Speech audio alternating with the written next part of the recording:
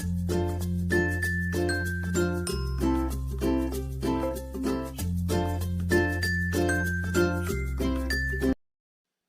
Everyone, easy physics by N K channel पर आप सभी बच्चों का एक बार पुनः स्वागत है। आज अपन पढ़ने वाले हैं प्रकाश का विवर्तन।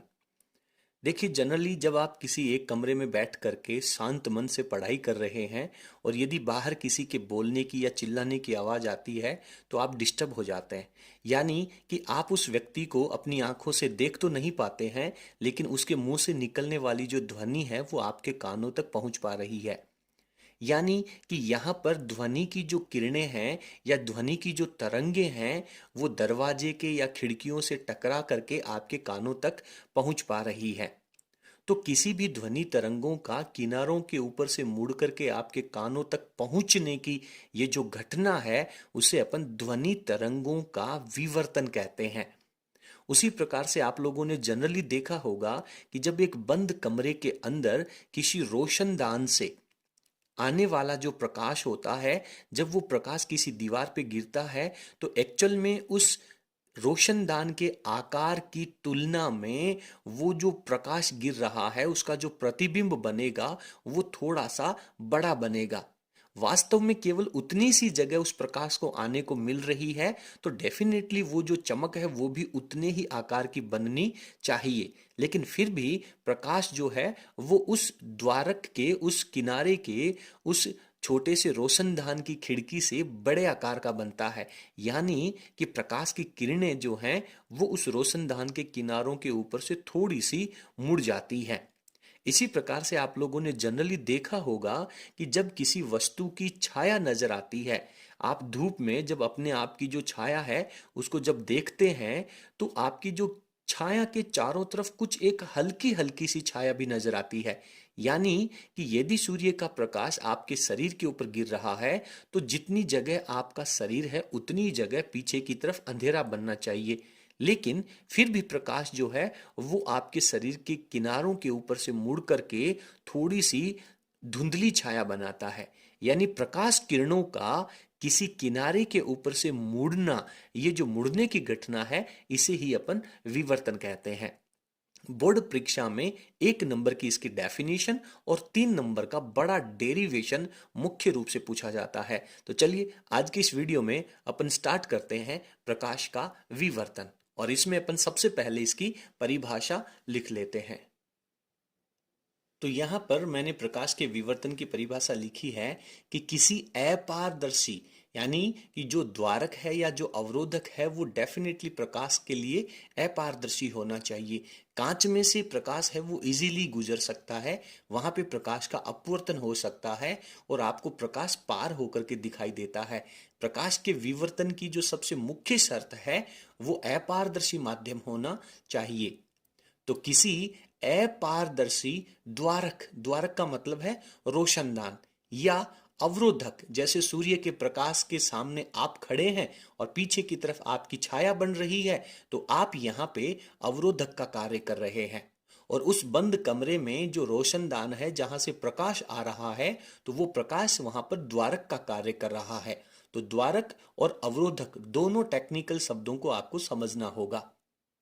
तो यहां पे अपन ने लिखा है किसी अपारदर्शी द्वारक या अवरोधक के तीक्ष्ण किनारों से प्रकाश के मुड़ने की इस घटना को प्रकाश का विवर्तन कहते हैं। जब भी कभी आप किसी डेफिनेशन को पढ़ें तब आपके दिमाग में उससे संबंधित एक चित्र बनना चाहिए। अब आगे अपन बात करते हैं कि प्रकाश के इस विवर्तन की जो खोज है वो बहुत पहले हो गई थी। हालांकि ज्यादा आपको इसके इतिहास में जाने की जरूरत नहीं है, लेकिन सन 1665 में अपने को थोड़ा सा परिचित तो होना जरूरी है। एक ग्रीमाल्डी नाम के वैज्ञानिक हुए थे, ग्रीमाल्डी। इन्होंने प्रकाश के विवर्तन की खोज करी थी। तो यहां पे मैं लिख देता हूं प्रकाश के विवर्तन की खोज। ठीक है, आपको इनका नाम है वो याद रहना चाहिए, क्योंकि जब अपन किसी चीज को पढ़ते हैं तो डेफिनेटली जिस व्यक्ति ने इसकी खोज करी है अपने को उसके व्यक्तित्व के बारे में भी थोड़ा परिचय होना चाहिए। अब अपन बात करते हैं कि आगे चल करके इस विवर्तन की परिभाषा को कई अनेक वैज्ञानिकों ने और ज्यादा विस्तृत किया था, उनके बारे में भी अपन चर्चा करेंगे। लेकिन एक छोटे से प्रश्न की अपन यहाँ पे बात करते हैं कि सर, जब दूसरे कमरे में कोई व्यक्ति बोलता है तो उसकी आवाज तो हमें सुनाई देती है, यानी कि ध्वनि की किरणें तो मुड़ करके हमारे तक पहुंच पा रही हैं, यानी कि ध्वनि की किरणों का, ध्वनि की तरंगों का तो विवर्तन अच्छे से हो रहा है। लेकिन दूसरे कमरे में बोल रहा वो व्यक्ति हमें स्पष्ट दिखाई नहीं देता है, हमें नजर नहीं आता है, यानी कि उस दूसरे व्यक्ति से टकरा करके आने वाली जो प्रकाश किरणें हैं वो एग्जैक्टली हमारे तक नहीं पहुंच पा रही हैं। यानी कि प्रकाश किरणों का विवर्तन है वो ध्वनि तरंगों की अपेक्षा कुछ कम होता है। इसके पीछे क्या कारण है? और ये जो प्रश्न है वो बोर्ड परीक्षा में मुख्य रूप से पूछा जाता है। तो इसके लिए अपन एक बात करेंगे कि विवर्तन होने के लिए एक आवश्यक शर्त क्या है। एक विशेष प्रकार की शर्त होती है, यदि उस शर्त का पालन हो जाए तो डेफिनेटली आपको विवर्तन प्रतिरूप है वो नजर आएगा। किसी भी द्वारक या अवरोधक से जो तरंगे मुड़ रही हैं, उन तरंगों का कोई ना कोई तरंग दैर्ध्य भी होता है। यानी कि प्रकाश तरंगों का लैम्डा अपन ने पढ़ा है 400 नैनोमीटर से 700 नैनोमीटर, या फिर 4000 एंगस्ट्रोम से 8000 एंगस्ट्रोम होता है। लेकिन दैनिक जीवन में जो द्वारक और अवरोधक होते हैं उनका आकार प्रकाश तरंगों के तरंग दैर्ध्य की अपेक्षा बहुत बड़ा होता है। लेकिन ध्वनि तरंगों के लिए जो लैम्डा होता है वो 1 मीटर होता है। और दैनिक जीवन में जो द्वारक और अवरोधक होते हैं वो भी मुख्य रूप से 1 मीटर कोटि के होते हैं। यानी कि किसी भी तरंग का विवर्तन होने के लिए मुख्य शर्त यह है कि द्वारक और अवरोधक का आकार उस तरंग के लैम्डा यानी तरंग दैर्ध्य की कोटि का होना चाहिए। तो सबसे इंपॉर्टेंट प्रश्न यहां पे बनता है, उसको अपन सबसे पहले लिख लेते हैं। तो यहां पर अपन ने विवर्तन की जो आवश्यक शर्त है उसको लिखा है कि विवर्तक, विवर्तक क्या होता है? जिस अवरोध के द्वारा या फिर जिस द्वारक के द्वारा तरंग का विवर्तन हो रहा है, उस द्वारक और अवरोधक को विवर्तक कहते हैं। ठीक है, तो विवर्तक का जो आकार है वो तरंग के तरंग दैर्ध्य की कोटि का होना चाहिए। यानी तरंग का जितना लैम्डा है, अगर उसी आकार का कोई अवरोध या द्वारक है तो फिर उस तरंग का विवर्तन होना आसान रहता है, संभव होता है।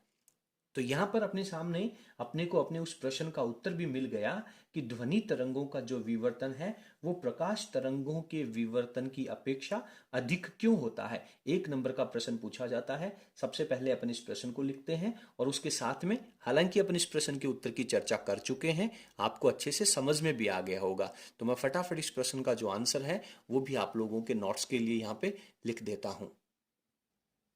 तो यहां पर अपन ने लिखा है कि प्रकाश तरंगों की अपेक्षा ध्वनि तरंगों का विवर्तन अधिक होता है। क्यों? तो आंसर क्या रहेगा कि प्रकाश तरंगों का जो लैम्डा होता है वो बहुत छोटा होता है और ध्वनि तरंगों का जो लैम्डा होता है वो 1 मीटर कोटि का होता है। और अपने दैनिक जीवन में जितने भी अवरोधक और द्वारक होते हैं वो सामान्यतः 1 मीटर कोटि के होते हैं। इसलिए ध्वनि तरंगों का जो विवर्तन है वो प्रकाश तरंगों के विवर्तन की अपेक्षा अधिक दिखाई पड़ता है। तो यहाँ पे अपन ने लिखा है कि विवर्तन की मुख्य शर्त क्या है। तो विवर्तन की मुख्य शर्त है कि विवर्तक का आकार तरंग के तरंग दैर्ध्य की कोटि का होना चाहिए। यह शर्त अपने को सबसे पहले लिखनी चाहिए, जिससे एग्जामिनर आपके उत्तर से बहुत प्रभावित होगा। फिर अपन लिखते हैं चूंकि प्रकाश तरंगों का जो तरंग दैर्ध्य है वो 10⁻⁷ मीटर कोटि का होता है और ध्वनि तरंगों का जो तरंग दैर्ध्य है वो 1 मीटर कोटि का होता है। लेकिन दैनिक जीवन में पाए जाने वाले जो अवरोधक एवं द्वारक हैं उनका आकार 1 मीटर कोटि का होता है, जो कि किसके बराबर है? ध्वनि तरंगों के तरंग दैर्ध्य के बराबर है और प्रकाश तरंगों के तरंग दैर्ध्य की अपेक्षा बहुत ज्यादा है। और इसी कारण ध्वनि तरंगों का जो तरंग दैर्ध्य है वो आप लोगों को, ध्वनि तरंगों का जो विवर्तन है वो अपने को प्रकाश तरंगों की अपेक्षा अधिक दिखाई पड़ता है। तो इस प्रकार से अपन ने केवल विवर्तन का जो मुख्य कॉन्सेप्ट है उसको स्टार्ट किया है। आज के वीडियो में अपन इतना ही पढ़ेंगे। अगले वीडियो में अपन पढ़ेंगे प्रकाश के विवर्तन के प्रकार, विवर्तन कितने प्रकार के हैं, किस किस तरह से अपन उनका विश्लेषण करेंगे, और बोर्ड परीक्षा में विवर्तन के प्रकार से संबंधित किस तरह से प्रश्न पूछा जाता है और किस तरह से अपन आंसर लिखें तो अपने को बेहतरीन अंक प्राप्त होंगे। चलिए, पूरी फिजिक्स का सिलेबस पढ़ने के लिए बने रहिए हमारे साथ। यदि आपको हमारा आज का वीडियो पसंद आया हो तो प्लीज़ आप वीडियो को लाइक करें और इसे अपने फ्रेंड्स के साथ शेयर करें। स्क्रीन को पॉज करके अपने नोट्स लिख लें। यदि आप हमारे चैनल पर नए हैं तो प्लीज़ चैनल को सब्सक्राइब कर बेल आइकन को प्रेस करें ताकि आगे आने वाले वीडियो का नोटिफिकेशन आपको सबसे पहले मिल सके। बहुत बहुत धन्यवाद।